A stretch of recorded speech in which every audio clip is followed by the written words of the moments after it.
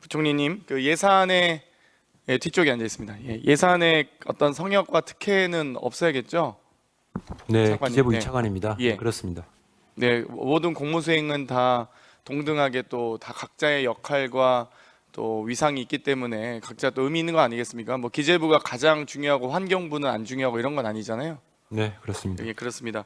이번에 이 예산안 2025년도 예산안 보면 윤석열 대통령께서 이 국무회의에서 지난 정부가 5년 동안 400조 이상의 국가 채무를 늘려 재정 부담이 크게 늘면서 이번 정부가 일하기 어렵게 됐다 이런 말씀하셨어요? 사실입니까? 네, 17년부터 22년까지 국가 채무가 416조 원 는 거는 맞습니다. 뭐 코로나 위기를 대처하는 뭐 그런 과정도 있었겠죠? 네, 그런 내용도 일부. 그때도 차관님은 기재부에 계셨잖아요. 네, 그렇습니다. 예, 그럼 이때 기재부 공무원들이 다 위법한 행위를 하신 거고 다 무능한 기재부였던 거네요? 이게 2020년 지난 정권의 책임이라고 하면은 물론 국정 운영에 대통령의 통수권도 있겠지만 경제 관료들이 제대로 못했다는 의미도 있는 거 아닙니까? 그러면 윤석열 대통령께서 기재부 관료들을 호통치셨어야지. 또 경로 잘하시잖아요. 경로하셨어야지. 왜 전 정권 탓만하고 기재부는 가만히 둡니까? 어떻게 생각하세요? 저희 재정 당국에서도 코로나라는 상황이 있었지만 조금 더 효율적으로 재정 운영을 했어야 된다고 생각을 합니다. 네, 뭐 잘 모르시더라도 윤석열 대통령께서 공부 안 하시더라도 그런 공부를 좀 시켜주세요. 그러면 기재부에서 이런 설명을 잘 하셔야 된다 보고요. 지금 이번에 여러 가지 이 세수 결손이나 뭐 여러 가지 이 예산에 대한 감액 등의 이 여러 영향들이 있는 것 같은데 허리띠를 졸라매야 된다 이런 얘기도 하시고, 그런데 이 검찰과 국정원 등 권력기관의 기밀성 예산은 증가한 것으로 보입니다. 여러 가지 지금 뭐 검찰의 특활비를 포함해서 또 정보보안비 이번에 국정원에서 포함시키셨던데 다 포함하면 4.5% 정도 증가했어요. 정부 예산은 총지출 3.2%보다 더 증가한 수치인데 이건 어떻게 설명하실 수 있습니까? 도대체 기재부는 검찰 특활비, 제가 법사위 예결소위 위원장으로 다 봤는데 어떤 도대체 집행 내역도 없고 심의도 없고 입증도 안 된 불투명한 예산인데 무슨 근거로 증액을 시켜주신 거세요? 답변하십시오. 검찰 특활비 같은 경우는 우리 의원님 잘 아시다시피 수사나 범죄 정보 그리고 최근에 늘어나고 있는 마약이나 보이스피싱 대응을 위해서 크게 이제 조금 증가한 것으로 그렇게 알고 있습니다. 마약과 보이스피싱에 얼만큼 몇 퍼센트 쓰시는지 기재부 차관께서 안다는 얘기세요? 검찰이 그러면 특활비나 특경비 다 보고 받으셨나요?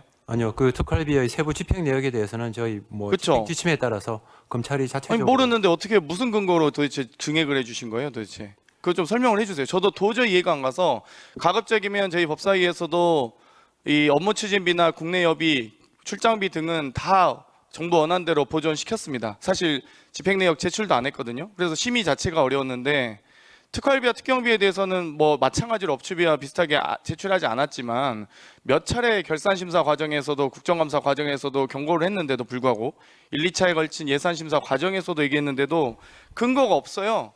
그런데 어떤 근거로 증액해 주셨는지 정말 궁금해서 저희 기재부에 좀 여쭤보고 싶습니다. 의원님, 검찰 특활비는 지난 그 15년 이후부터 계속적으로 지속적으로 효율화를 해왔습니다. 18년도에는 180억이었고요. 그리고 2020년에는 94억에서 계속 80억 수준으로 계속 유지를 해온 상황입니다. 뭐 감액을 해온 추세이긴 했지만 특활비는 감액이지만 결국 특경비로 이전해서 계속 전체적인 총량은 전 증액해 왔다고 보는데요. 예를 들면 감사원도 22년까지 1억 원 정도 쓰던 택시비를 4억 5천이나 쓰고 있습니다. 심지어 국내여비 출장비에서 1억 1천만 원 전용시켜서 5억 6천이나 썼어요. 그 출발지도 가관이었습니다. 지금 전 국민이 분노하고 계신다는 걸 잘 명확히 아시면서 도대체 감사원은 도대체 출퇴근을 왜 오후 2시에 4시에 자기 집도 아니고 감사원 직장 업무 소재지도 아니고 도대체 이 노래방이나 마사지샵 이 찍히는 그런 상태에서 4억 5천이나 예산을 배정해 줍니까? 22년까지 그러면 감사원은 1억 정도 썼었는데 왜 증액이 4배나 된 이유가 뭡니까? 갑자기 감사 업무가 택시를 타고 다녀야 될 정도로 많이 증가했나요? 감사원 그 특활비를 말씀을 하시는 게 아니고 특정 비목을 말씀하시는 감사원의 택시 업무용 택시비 말씀드렸습니다. 4억 5천 편성되어 있는. 업무용 택시비에 대해서는 저희가 아직 체크를 하지는 못했습니다. 그 업무용 택시비 결산은 뭐 보고 받으셨어요? 기재부에 제출했던가요? 아니요, 뭐 업무용 택시비 사용이라는 게 아마 전체적으로 수용비 목표에 다 포함이 되어 있는 것 같은데요. 네. 그것까지 저희가 뽑아내서 확인하지를 못했습니다. 정말 단 한 푼도 국민의 세금 소중한 거 아니겠습니까? 그런데 어찌됐건 예산을 편성하시는 기재부에서 각 부처 또 감사원은 독립기관이긴 합니다만 이 여러 가지 결산에 대해서 좀 더 심도 있게 살펴봐 주셨으면 좋겠습니다. 또 이번에 올해 약 30조 원의 세수 결손에 대해서 여러 가지 지방에서 지방자치단체에서 여러 정말 볼멘 소리가 나오고 있습니다. 지방의 타격이 큰데요. 지난해 18조 6천억을 집행하지 않아서 지방정부와 교육청을 허덕이게 했던 지방교부세, 지방교육재정교부금이 올해 6조 5천억이나 내려보내지 않다고 합니다. 정말 그러면서 소위 정부 쌈짓돈이라고 불리는 예비비 예산은 크게 또 증액을 시키셨어요. 올해 4조 2천억, 작년 대비 지금 6천억 정도, 14%나 올해 4조 8천억, 올해 이제 본 예산 대비 6천억이나 많이 편성하셨습니다. 14.3%. 이렇게 정부 예산 다 줄인다고 하고 세수 결손 많다, 세수 펑크 났다고 표현하면서 도대체 쌈짓돈인 예비비는 왜 이렇게 증액을 급격히 시키신 건지 설명해 주시겠어요? 네, 의원님, 예비비는 쌈짓돈이 아니고요. 정해진 그 규정과 절차, 요건에 따라서 엄정하게 집행이 된다는 말씀을 드리고요. 그리고 예비비는 그동안 저희가 일반 회계 규모, 총지출 규모가 아주 커왔습니다. 그래서 이 부분은 전체적으로 일반 회계의 한 1% 정도 수준에서 계속 유지되고 있다는 말씀을 드립니다. 1%가 문제가 아니고 0.1%라도 아껴서 쓰셔야죠. 그런데 윤석열 정부 집권 이후 예비비를 유독 쌈짓돈처럼 사용했다는 지적이 제기되고 있습니다. 그전에는 예비비에 대해서 엄밀하게 사용했을지 모르나 2022년도 용산 대통령실 이전 650억, 2023년도 해외 순방 등 정상외교 532억. 도대체 이렇게 그럼 외교부 예산으로 편성해서 외교를 하시면 되죠. 대통령실 예산으로 편성하시던가. 왜 예비비를 이렇게 사용하며 대통령실 이전 저희 동대문 구청도 이전하는데 5년이 넘게 걸립니다. 경기도청사 이전하는데 8년 걸렸어요. 대통령실에 무슨 안보시설도 많을 텐데 2주 만에 이전 결정해서 뚝딱뚝딱 하는 게 어떤 국민이 이해하겠습니까? 이거 나중에 감사원도 제대로 감사 안 해서 저희가 감사 보고서도 다시 봐야겠지만 이런 것들 다 문제가 있다고 봅니다.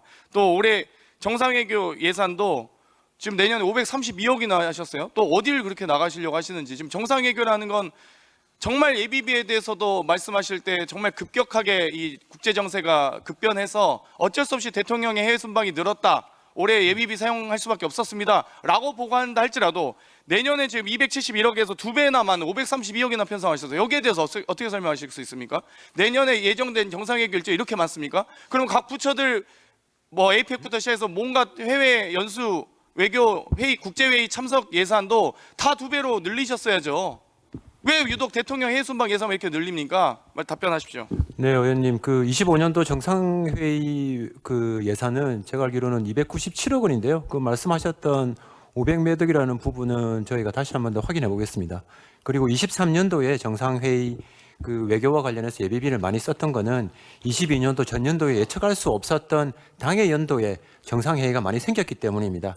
한미일 정상회의나 나토 정상회의나 그거는 23년도 회의를 하기 전 몇 달 전에 이제 그런 정상회의 외교가 생김으로 해서 불가피하게 예비비를 쓸 수밖에 없었다는 말씀을 대통령께서 드립니다. 회의 가시는 건 좋은데요. 김건희 여사 명품백 쇼핑하는데 아까운 외교 예산 안 쓰셨으면 좋겠습니다. 이번에 이 개식용 금지하겠다고 여러 가지 지금 말씀을 많이 하시는데 개식용 금지 외치면서 46만 마리의 식용계 살처분하는 문제가 제기되고 있습니다. 여러 가지 개식용 금지에 대해서는 당연히 국가 이미지 개선 등의 의미가 있다고 보는데요. 여기에 대해서 지금 예산을 얼마나 편성하신지 혹시 차관님 알고 계십니까? 네, 550억 반영되어 있습니다. 그러면 이 부분에 대해서 다 그러면 지금 물론 개식용을 금지하는 예산은 그 개식용을 금지하는 국가 정책은 의미 있지만 이걸 그러면 다 그렇다고 해서 개를 보호하기 위해서 개식용을 금지하는 것이지 반려동물로서 저희가 존중하는 의미인 거지. 그러면 이렇게 46만 마리 살처분하는 계획에 대해서는 알고 계십니까? 지금 저희가 예산을 반영한 거는 그 개를 기르고 있는 그 육견 업체들에 대한 폐업 지원금을 지원하기 위한 차원에서 예산을 반영을 한 겁니다. 어떤 기준으로 반영하고 계시죠? 혹시 지원 기준 말씀해 주시겠어요? 첫 해에 그런 개식용을 금지하게 되면은 그 두당 60만 원, 그리고 마지막 해 하게 되면은 그 기본적인 30만 원에서 한 75% 정도 그렇게 22만 5천 원 그렇게 예산을 반영을 했습니다. 지금 지원 기준을 사용 마리수 곱하기 폐업 시기별 지원 단가 곱하기 주종률로 하시잖아요. 그런데 개식용 종시법에 마리당 지원금을 지급하는 규정이 있습니까? 마리당 금액은 없고요. 11조에 폐업 등에 필요한 지원을 하해야 한다 이렇게 규정되어 있습니다. 그러니까 법에도 없는 지원금을 지금 위해서 내년 예산안만 1,095억, 3년 추산 약 3천억 정도 되더라고요. 물론 개식용 사육 농가를 점진적으로 줄여가는 것도 중요하지만 또 이렇게 급진적으로 없앨 수 있는 건지, 아니 식용개라고 하더라도 그렇게 길러졌다 할지라도 개의 수명도 있는 거잖아요. 그러면 저희가 이 반려동물을 보호하기 위해서 이 정책을 하는데 이렇게 막 다 살처분하라, 마리당 지원을 줄 테니 다 줄여라 이러면 이게 무슨 보호 정책이에요? 그러니까 이 어떤 동물 인지적 감수성이나 이런 부분들이 전혀 없는 정책입니다. 정말 그냥 예산 줄 테니 빨리빨리 처리해라, 이거 말고는 무슨 의미가 있습니까? 그러니까 오히려 동물보호단체에서도 이렇게 정부가 정책을 급격히 추진하면 차라리 보호할 수 있는 예산, 하다못해 개 사료값이라도 지원을 하던지요. 아니 개가 수명이 있는데 그럼 바로 다 이렇게 줄여라고만 하면 다 죽이라는 얘기 아닙니까? 그러니까 정책에도 정말 좀 더 이 배려심이나 감수성 있게 좀 해주셨으면 좋겠다는 생각이 드는데 어떻게 생각하세요?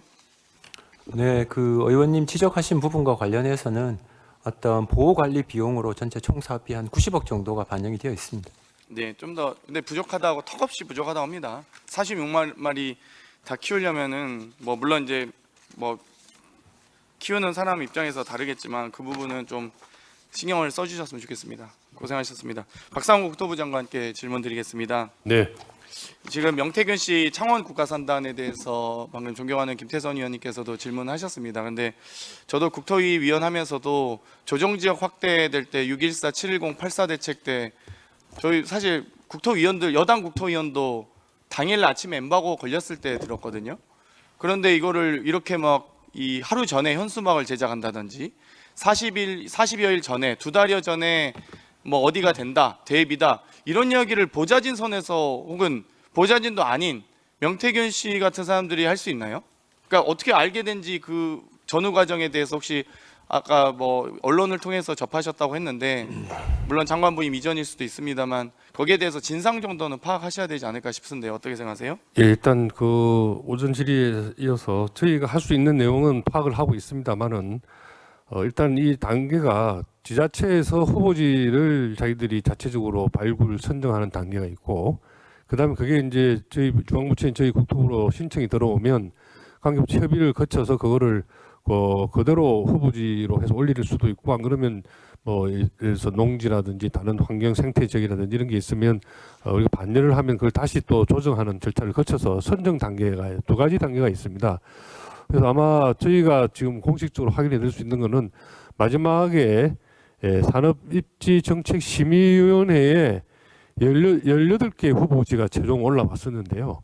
그때 그중에서 4개가 마지막 떨어지고 14개가 선정이 됐습니다. 이 선정된 후보지에 대해서는 그 다음 날이 이제 그 국가산업입지심의위원회라고 공식 확정되는 절차가 있습니다. 그 전에 평가위원회고요.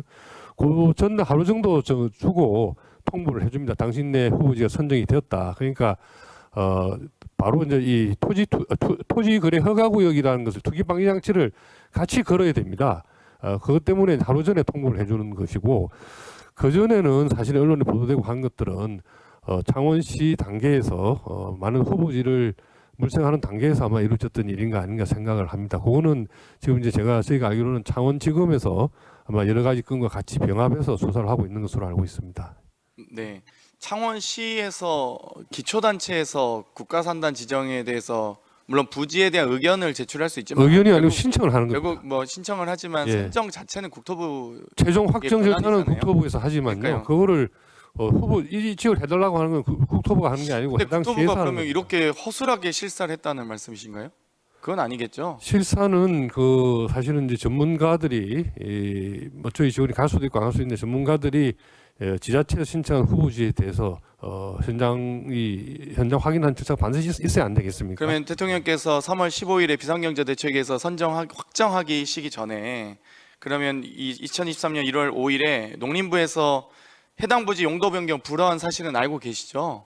국토부가 그것까지 포함해서 어찌되건 농지 보전 가치가 높다는 것으로 농림부 판단이었던 거 아니겠습니까? 그럼 그걸 포함해서 국토부가 검토하신 겁니까? 그런 것들을 창원시가 그걸 고려하지 않고 창원시가 제출하신 1차 건가요? 올린 것에 대해서 아마 농림부와 환경부 등과 합의를 했을 텐데요.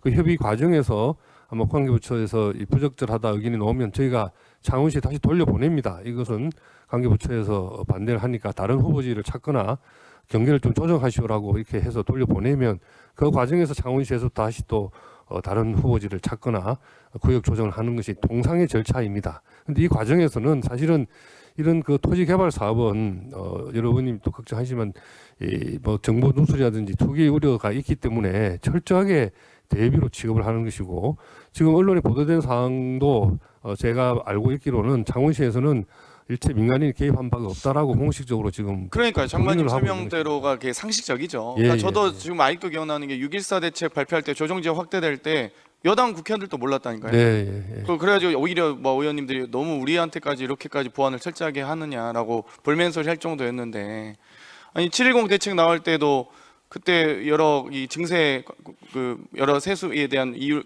증가할 때도 다 그거 다 비밀로 하고 다 공개도 안 했는데 어떻게 국가산단 절차를 이렇게 2달 전부터 이렇게 알고 이렇게 지내는 게 참 저도 황당하다. 그건 그래서 저희도 마찬가지로 국토부에서 좀 언론 감찰하셔야 됩니다. 근데 이거 선정 과정에서 국토부가 솔직히 국토부가 창원시가 외압을 행사해서 혹은 창원시가 뭐 외압을 행사할 수도 없겠지만 한다고 해서 국토부가 압력을 느끼십니까? 안 아닙니다. 그러시잖아요. 예, 예. 의원님 저희가 행정 절차에 관계되는 사항은 벌써 리뷰를 하고 체크를 했습니다. 하고 뭐 다시 한번 또 더 한번 들여다보겠습니다만은 다만 이거는 이제 형사적인 문제가 끼는 것이기 때문에 수사기관인 관할지검에서 지금 수사를 하고 있는 상황이라서 제가 또 거기다 내가 또 행정적으로 하는 것은 사실은 뭐 크게 별 효용이 없지 않나 싶습니다. 그래도 예. 국토부가 주무부처니까요. 책임감 있게 감사를 하셨으면 좋겠습니다. 예. 저는 그런 국민의 지적은 뭐 알 권리를 위해서 조금 결정하겠습니다. 설명드리면 2022년 11월 9일에 창원산단 입지를 의창구 대산면 일대로 직접 선정했고 2022년 11월 무렵부터 창원시 공무원으로부터 명태균 씨가 5회 이상 공식 보고를 받았고 11월 23일에는 국토부 실사단의 부지 심사 당시 직접 안내를 했다는 겁니다. 또 같은 날 김영선 전 의원에게 김건희 여사에게 보고할 홍보물 작성을 지시했고 22년 12월 28일에 국회의원을 대상으로 한 창원 산단 유치 지지 서명을 지시하기까지 합니다. 여러 가지 1월 9일 창원 산단의 최종 부지 경계를 조정하는 과정에서까지도 명태균 씨가 상당히 영향력 행사하고 있고 실제 이 부분도 지금 창원지검에서 물론 수사하고 있지만 여기에 대해서 좀 면밀하게 관계부처 장관으로서 실사 과정, 부지 선정 과정 하나하나 꼼꼼히 좀 따져 보아 주셨으면 좋겠습니다. 예, 관련된 문건이 주고받은 것들 이런 것들 다 확인을 하고요. 참고로 근데 창원시에서는 10월 25일자에 방금 의원님께서 이야기하신 내용을 일체를 다 부인하는 해명 자료를 배포한 바가 있습니다. 이런 내용도 저희가 행정적으로 필요한 사항들은 다시 한번 점검을 해보도록 하겠습니다. 원래 진술은 번복되는 거죠. 원래 지금 그 해당 당시 2022년에 그 당시에 녹취가 사실상 증거 능력을 보나 뭐 사실 신빙성이 높지 지금 검찰 가서 진술한 거야 뭐 당연히 본인이 면죄부 받기 위해서 노력하는 것 아니겠습니까? 어찌되었건 저는 실사 과정이든 국토부에서 선정 과정 다 하나하나 꼼꼼하게 좀 살펴봐 주셨으면 좋겠다는 예, 말씀드리고요. 관계된 일을 다시 예결위에서 한번 공개적으로 제안 드린 확인하겠습니다. 만큼 만약 거기에 대해서 국토부가 아무런 조치도 하지 않고 조사를 하지 않는 것 자체가 저는 직무유기 가능성이 매우 높다라고 생각을 합니다. 그렇기 때문에 국토부 장관께서 여기에 대해서 감찰을 비롯한 선정 과정에 대해서 확인해 주셨으면 좋겠습니다. 공식적으로 요청을 드립니다. 네, 유념하겠습니다. 예. 네.